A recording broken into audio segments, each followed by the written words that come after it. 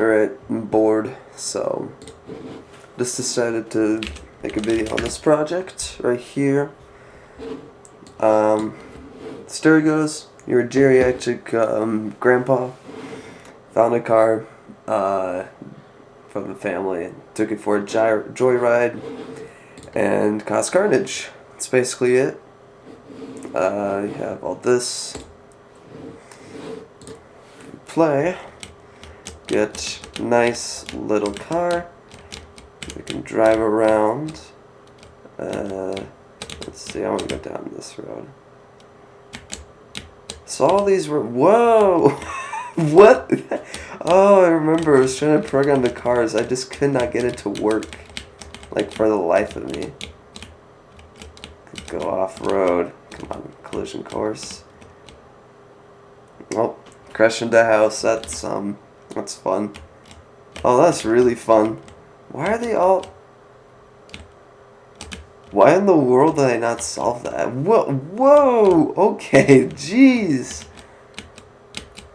I was violent with... Okay, gosh. Just stop. Anyway. I'm not even too sure what I crashed into that time. Probably something that didn't render. Anyway, that's the code. Nice 60 FPS, which, considering the fact that everything is software, and I don't use O3 or anything like that, am pretty okay with, considering all that. I wonder how well it'd run if I were to add O3. Just compile it again, see what kind of frame rates we get. I don't think we get a lot, but maybe something, who knows. Let's go ahead and play the game for a little bit, right? Make it full screen to make it more fair. It seems to be kind of running worse on my screen. I don't know, maybe you can choke that up to OBS. I'll choke it up to OBS. Anyway, let's follow this guy, kind of stalk him. They all disappear for some reason, which I don't know why. They also all disappear and... Well, there we go. I mean, you get marginal improvement, you know. Nothing too big.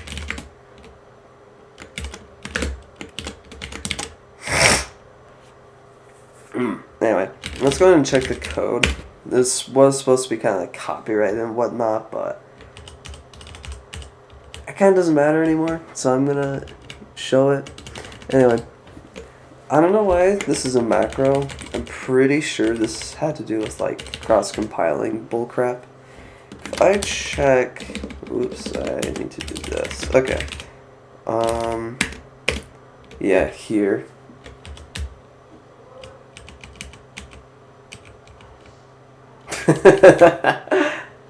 Oh gosh, what in the world? Get executable path. Oh, it just changes the working directory to be the same for every platform, I think. The very first thing you call, okay. Got a lot of global variables. They are not great for performance stuff. At all. That's what I've learned over the years. Anyway, looking here, we have a steel main exit. Okay. So I'm guessing this is like the main loop. An exit means, oh, you define an exit function so you can for everything. Okay. And then, yeah, you see here. That's why this thing exists, is because apparently for Win32 and Win64 it needs a different like entry point with these arguments. Who knows? No one knows, but you know, who knows. Anyway, we have this prefab system. It's no collide table. Oh, it's this. So I'm guessing Collide Table is just like a little performance thing. So that's cool. Because I know I did have performance issues with that. So it seems like I disabled the Collide Table for some reason. What does the Collide Table even do though? I cannot tell you. Mesh menu looks like some kind of flag for meshes. I don't know what that's about. Obstacle magnets definitely. Yeah, right there. Whoa, I did not mean to do that. Let's check out obstacle.h. Lib obstacle, that's right. Alright. Anyway, we go through here. Looks like the obstacles are like the little house things we saw while playing. Oh, it disables that collide table so it can make its own collide table. Is that because it doesn't have access to the SDL's collide table? I find that really weird. And SDL should only deal with SDL stuff. I don't know why it's called that. And SDL is really bloated. I guess I just didn't find a better graphics library. I did now. It's Tigger Tiny Graphics Library. Anyway, this uses SDL2. That's all that matters. Alright, so it looks like you have row points. So I guess, so it's smart about what it's generating. It may destruct stuff on the fly. If it doesn't do that, I definitely would have planned for that. So, next thing, onto the roads. Looks like we have maximum number of points per chunk. That is a lot. Like, wow. Looks like I multiplied the size. Definitely some implementation detail didn't see. Why didn't they spell it like this? Just, why not? Who knows? And we have... Oh, it's like kind of... It uses bits. Okay. It's going in a negative direction. Okay. Does all that. Oh, so it can boil it down to these bit operations. That's... Okay. That's clever. And it's not hacky clever, it's kind of good kind of clever. I get how it works. You can make vectors out of that. Okay. You can get the direction. I don't know why. And the little... That does not help like 1 bit. Holy crap, that is confusing. From pause, neg. Confused about what that does. Okay, I don't know about that one. But it looks like... Oh, is it horizontal or vertical? It's horizontal. I should add documentation. I still don't get it. Okay. So first little bit is just testing if it's in a negative direction? No, it would be testing this. Because these two things, when you multiply it, you get itself. Unless this is the first, not the second digit.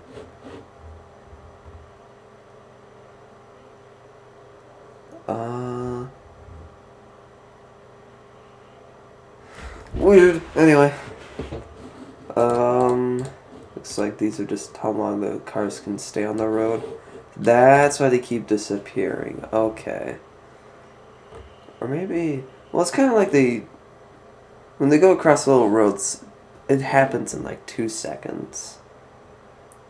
Is, well, I guess because it's in chunks, and there's no breaks in it. There's always like a little thingamabob. It's a road will always connect to another one. I guess that's transitory road. Guess it transitions from one chunk to another, so trans makes sense. Just scrolling through the code, so boring. Oh, I hit the end. Holy crap, that is so complicated. Alright, so I think I understand it. I'll have to run the game in order to explain exactly what it's doing. So let's go ahead and do that. So each of the lines, right here, everything's split up into chunks, and within those chunks, they have noise inside of them. And if the noise, let me think. If the noise reaches, whoa, stop it. Okay, stop, just stop. Okay, I'm going away from there, I'm not dealing with that. Whoa. Keep crashing into stuff. Okay, anyway. Hopefully that should not be an issue anymore. Just as I said, this game is actually gonna drive me crazy. Okay, hopefully this will do. So for each of these points, you see how there's kind of a center? Each of those are points, and those points, they come from a source of noise. It's not really noise more as it is just a random function with the seed. And it's a seed, so when you come back here, it's the same thing.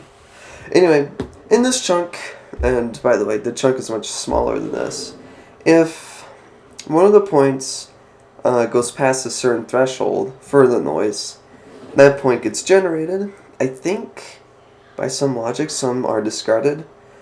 And then it's connected into lines. Still, I'm not quite sure how. I think it has to do with distance, like the closest roads are connected together. And then, to connect all the chunks together, there's trans roads for transitioning roads. It's called transitioning roads because it transitions between chunks. And they have 4 directions. That's up, which is like this way. Well, more like this way, but I can just reorient the car. Anyway, up will be this way, down be this way, you know. And it'd find let's say we're trying to connect a chunk to the left here. It would find the point that is closest to the left, and then for the other chunk, if we were to move this one over here, I guess I can do that in post, you'd have whatever point and find the closest to the right, and then connect the two, as far as I understand it. And then whoa, why? It just got so laggy, dude. It had reasonably good performance, too. And I am not even close. Okay. I'm kind of sick of this game's bullcrap. Anyway, so that's the road system. As far as I understand it, anyway. Some other stuff. Meshes, I guess. I guess. Yeah, I guess. So, alright. So it looks like it just says standard camera.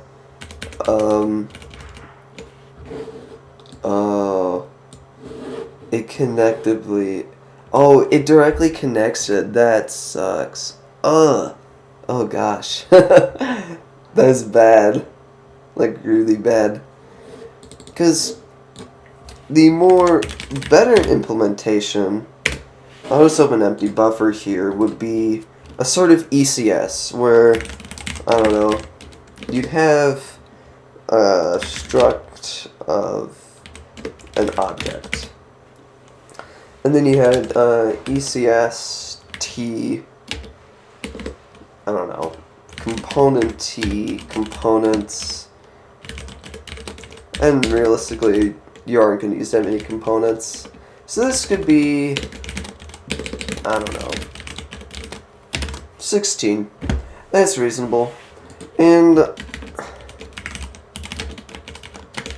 guess I should accurately reflect. Yeah, like that. Anyway, in ECS component, we would have some kind of data structure. So we'd have some kind of data structure, and then we'd have, well, I don't know if there should be a size, because, well, maybe there should be. You know what? Because sometimes there is a lot of data in entity components, so this would be a wise choice. Anyway, and then we'd have a list of functions that I would call, or maybe these components shouldn't be separate, right? Here's a better idea. You have these functions, but they need to belong to namespaces. Well, maybe there can be some kind of key value thing where you would have this, but also like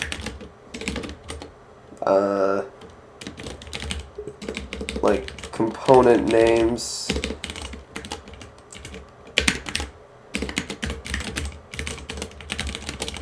And then have the size of them, have the data, and then have the callbacks. And if it wanted to request something else, like obviously it'll get its data by default, but maybe it would also have a reference to the object it's working on, or some encapsulated version of it that this thing would have a handle of. So when you say, oh, I want this component name's resource, it can fetch it, maybe reject it if it's sensitive, or maybe you could just point to object and forget about that, just have a helper function. That can work as well. Probably the latter option would be better, because if you really have privacy sensitive stuff and components, you have much bigger issues. Anyway,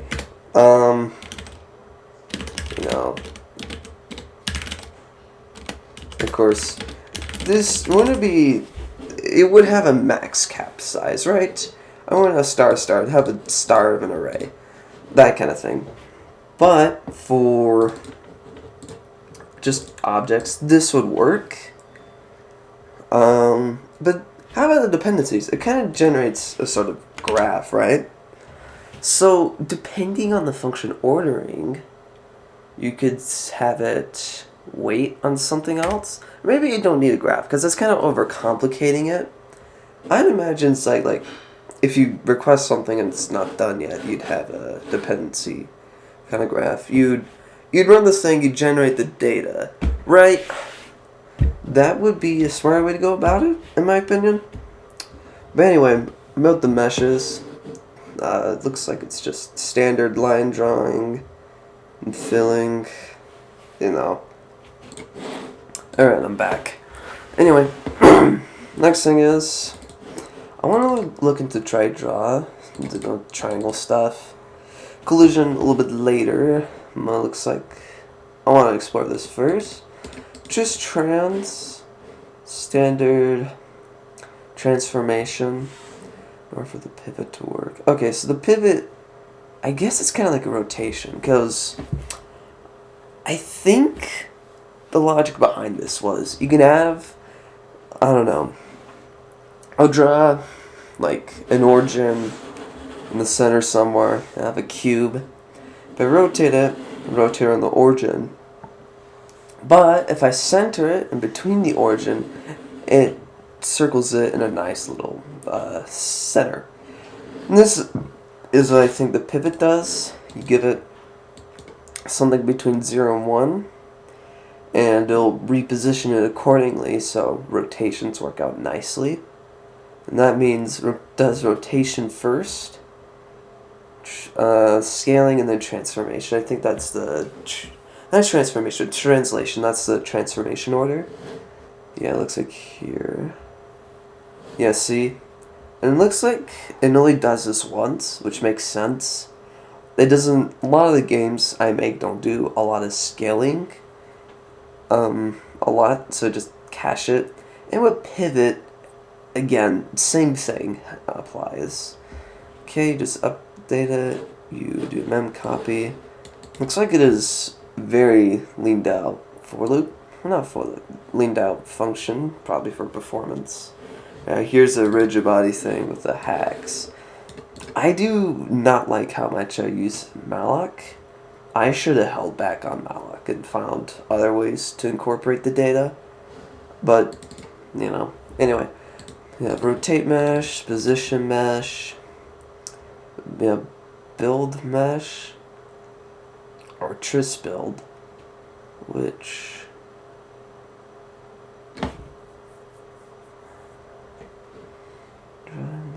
oh, it gets the draw indices and constructs it. Because it gives you the vertices and the vertice indices, not the actual triangle, so that builds it. Okay. And from prefab, I think it just parses it out, yeah, and it calls that. Is it build? Yeah, it's build. So it calls that. You can also get the radius. And that's about it for the mesh. What else is there? Looks like there's symlinks. Curious. Collide. This looks like...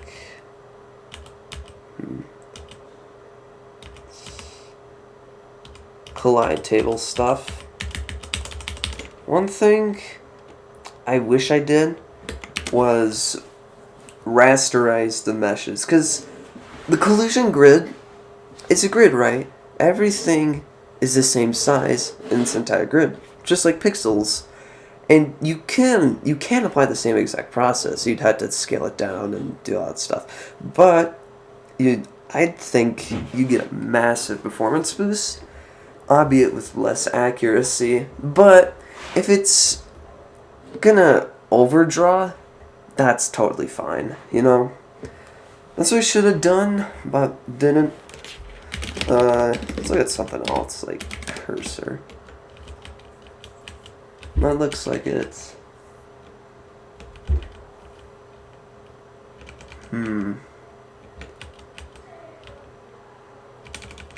What's blink?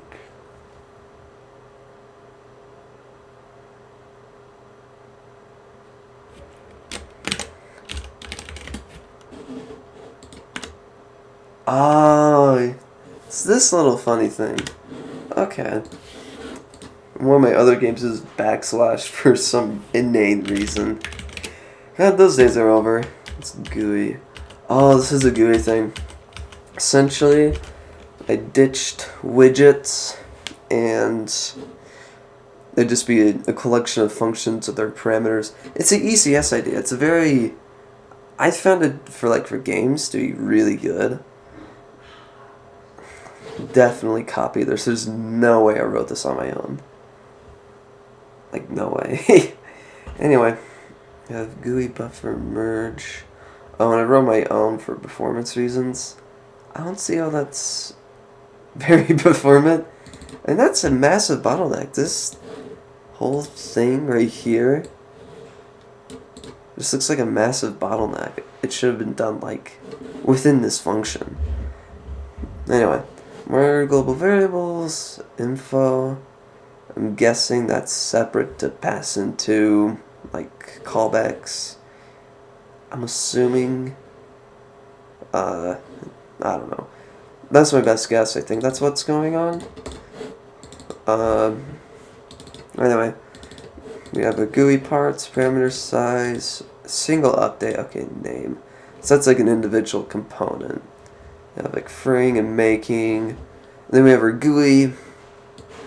We have our info, we have our parts, our size. Okay. And then looks like I made a really nice interface for this. Hang on. Jeez. Clear my throat. I feel sick. Not sick, it just stuffed up. Well,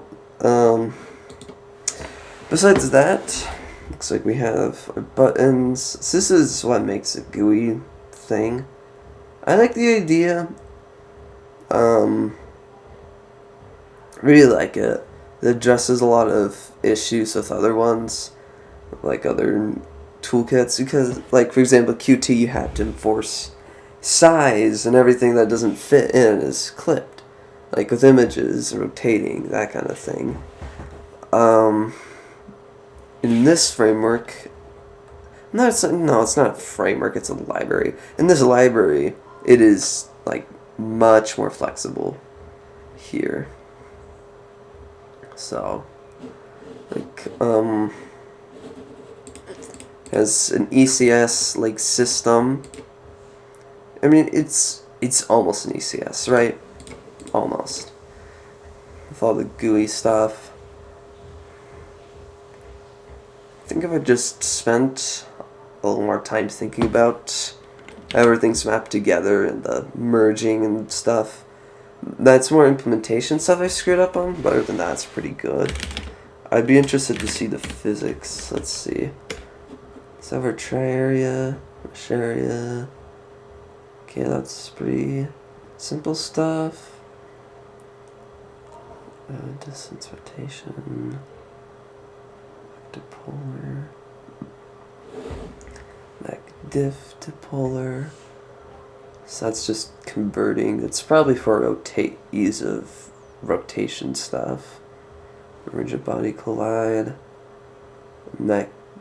So this checks all the collision stuff. It has that, which I'm guessing stores information about all the collision stuff. It doesn't just say, oh, these things collide. It'll say, this triangle collided with this triangle, and these points collide with these points, and that sort of thing. Which, for this kind of thing, is tremendously useful, because here, I can just look through all this. So I get the center, I get the difference, I get the length is greater than the solve length. Okay, so it's finding the triangle has like the biggest collision difference and makes that our solve direction.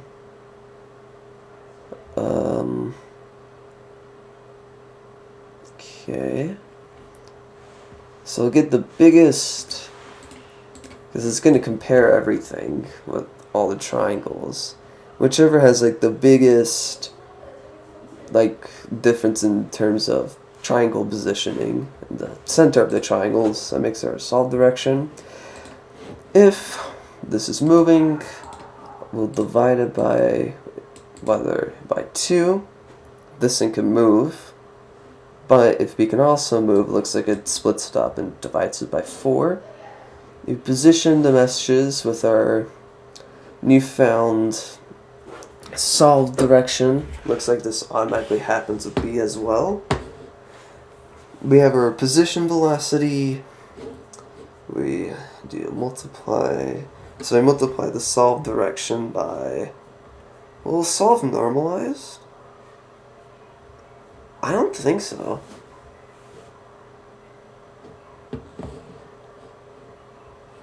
Absolute. So it's multiplying it by the position velocity. It's probably implementation detail didn't foresee. This probably isn't physically accurate, but just makes it look physically accurate. It is hacky, but for the most part it is okay. Like a lot of implementation stuff mess up, so just with their monkey patch. Like all these absolute statements with the velocity, it's monkey patching.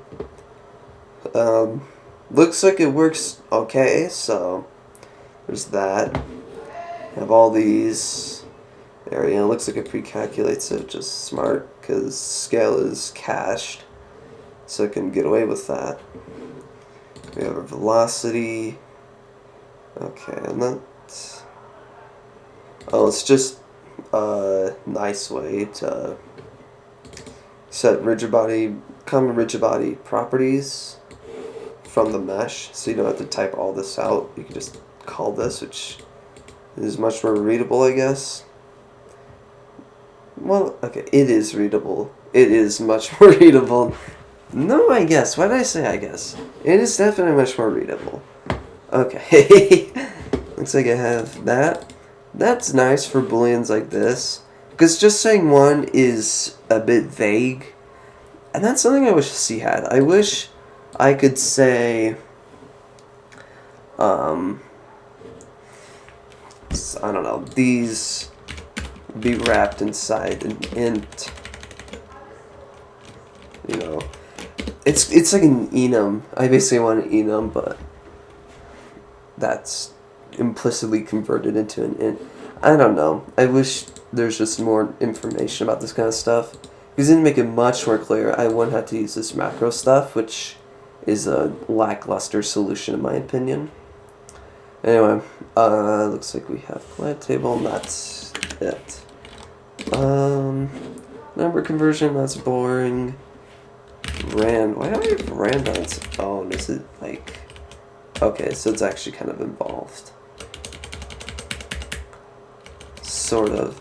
I don't know why I use num. It goes to float. It's just a type def for float. But I don't know why I did that. It's weird. It's just stupid. I don't like the global variables. They're a no-no for me. I hate them. Mostly for performance and state management reasons. They cause a lot of trouble. I've had a lot of trouble in my experience with them. Looks like this also defines noise. So, it's definitely involved. Well, noise is random, so I guess you can get away with saying that.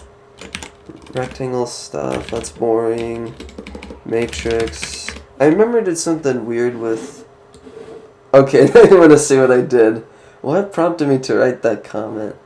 Old, new, button pair, generic.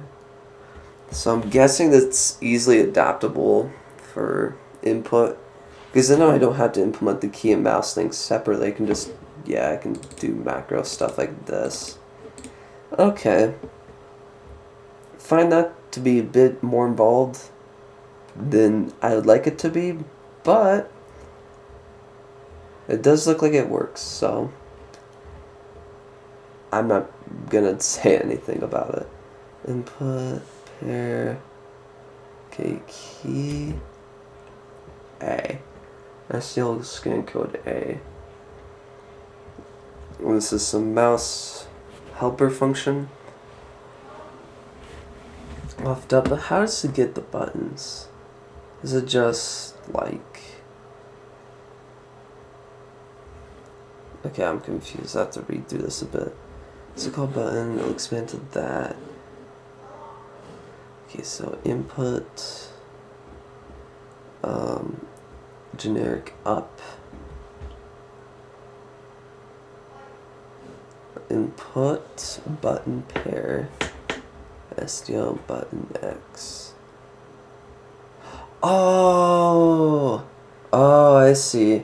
So it grabs it from the state stores it, makes a little wrapper for it, and STL buttons are in a bit flag, which is fine. That's a perfectly reasonable thing to do. Okay, so grab it from that. That is not that bad. Not that bad. Overall, pretty good.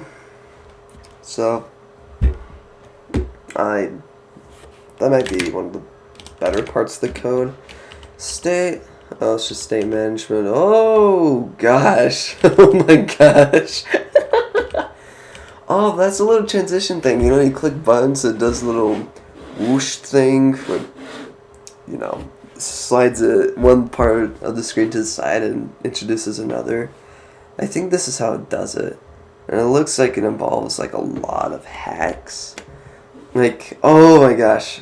And it takes, oh, so you can have SDL starts within, okay, so you can have main loops within main loops. That gives me thinking, like, if I were to remake a game engine again, I would do, like, a lot of things differently.